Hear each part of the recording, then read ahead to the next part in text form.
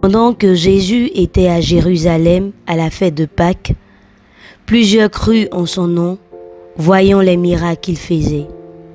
Mais Jésus ne se fiait point à eux, parce qu'il les connaissait et parce qu'il n'avait pas besoin qu'on lui rendît témoignage d'aucun homme, car il savait lui-même ce qui était dans l'homme.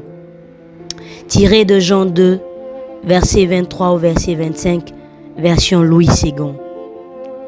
Shalom à toi mon frère, shalom à toi ma sœur. Mon exhortation de ce jour est: Jésus connaît bien l'état de notre cœur. Et oui, Jésus connaît bien l'état de notre cœur. Il sait pertinemment ce qui est caché dans ton cœur. Oui, Dieu le sait bien.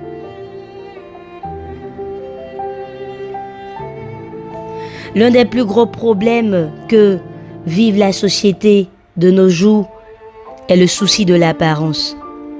Vouloir montrer aux autres que nous baignons dans la perfection alors qu'il n'en est rien.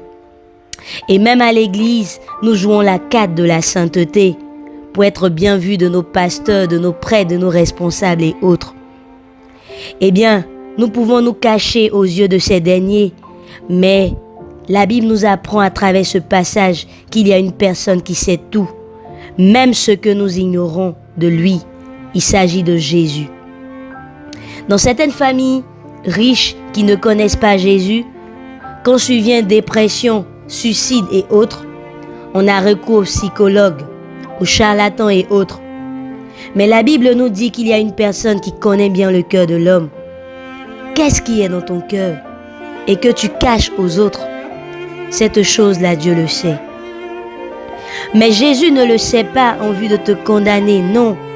Jésus ne sait pas que tu es envieux, irritable, instable, colérique, mensonger et bien d'autres pour t'accuser, non. Au contraire, il veut te sauver. C'est pourquoi il a dit: venez à moi, vous qui êtes fatigués et chargés, et je vous donnerai du repos. Ah donc, il sait certes ce que je vis au plus profond de moi-même. Il sait que je suis fatigué. Il le sait, il connaît ma situation. Il connaît ta situation. Mais pour cela, pour pouvoir t'aider, il te dit juste: fais un pas. Fais un pas et viens à moi. Mais comment est-ce possible de faire un pas? En acceptant Jésus comme mon sauveur. En acceptant Jésus comme ton sauveur pour lui donner pleinement droit et accès de te défendre. C'est ce qu'il dit. Et pourquoi venir à lui? Venir à lui parce que tu es fatigué et chargé. Peut-être que tu as un besoin que tout le monde ignore. Tu as un besoin de travail, tu as un besoin de mariage, tu as un besoin de voir ta famille réussir et prospérer.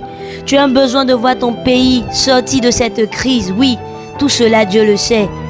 Mais il dit: venez à moi, vous qui êtes fatigués et chargés.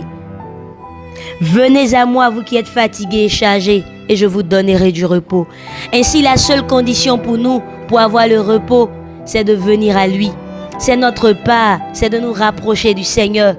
C'est de lui présenter l'état de notre cœur, et lui se chargera bien du reste. Alors, il ne fera rien tant que tu ne viens pas à lui. Et oui, c'est ce qui est le cas. Dieu a besoin que tu lui exposes l'état de ton cœur, que tu lui dises que tu es fatigué et que tu as besoin de lui. Parce que ce qui est dans ton cœur est ce qui peut te condamner. Mais Dieu te donne la chance de ne pas être condamné et de choisir le chemin, la vérité et la vie. De choisir le chemin, la vérité et la vie en une personne, la personne de Jésus-Christ. Ainsi, nous voyons autour de nous beaucoup de personnes qui souffrent et on se demande, qu'est-ce qu'ils ont pu faire pour mériter tout cela? Eh bien, ceux-ci ne connaissent pas tous le chemin qui mène à la liberté.